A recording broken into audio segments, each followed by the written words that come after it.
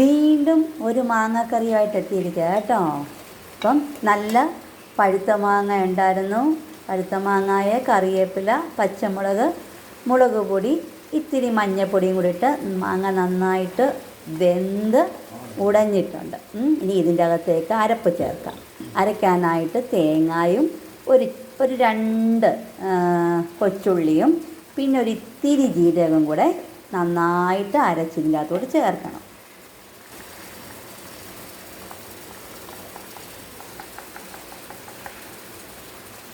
ഇനി നന്നായിട്ടൊന്ന് യോജിപ്പിക്കാം. നന്നായിട്ട് യോജിപ്പിച്ച് ഇതിൻ്റെ ആ തേങ്ങ അരച്ചതിൻ്റെ ഒരു പച്ച രുചിയുണ്ടല്ലോ, ഒരു പച്ച മണമുണ്ട്. അത് മാറുന്നത് വരെ ഇത് തീ കുറച്ചിട്ട് നന്നായിട്ട് ഇളക്കി റെഡിയാക്കി എടുക്കണം.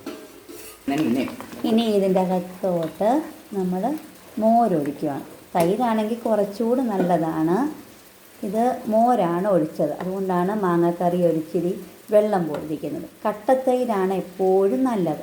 ഇനി ഇത് തിളയ്ക്കണ്ട, ചെറു തീ വെച്ചിട്ട് നന്നായിട്ട് ചൂടാക്കി ഇളക്കിയെടുക്കണം. മാങ്ങാക്കറിക്ക് കടുക് വറുത്തെടുക്കാൻ പോവാണ്. കടുക് പൊട്ടി വരുമ്പോഴത്തേക്ക്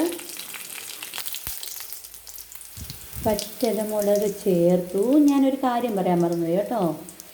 നമ്മുടെ മാങ്ങാക്കറിക്കകത്ത് അല്പം ഉലുവാപ്പൊടി ചേർക്കണം. ഒന്നുകിൽ കടുക് വറക്കുന്നതിൻ്റെ അത് പച്ചിലുമയാണെങ്കിൽ കടുക് വറക്കുന്നതിൻ്റെ കൂടിട്ട് പെട്ടെന്നങ്ങ് തീ ഓഫ് ചെയ്ത് കടുക് വറുത്തതങ്ങ് ചേർക്കണം. ഇല്ലെങ്കിൽ വറുത്ത ഉലുവാപ്പൊടിയാണ് എങ്കിൽ അത് നേരിട്ട് മാങ്ങാക്കറിക്കകത്തോട്ടങ്ങ് ചേർത്താൽ മതി.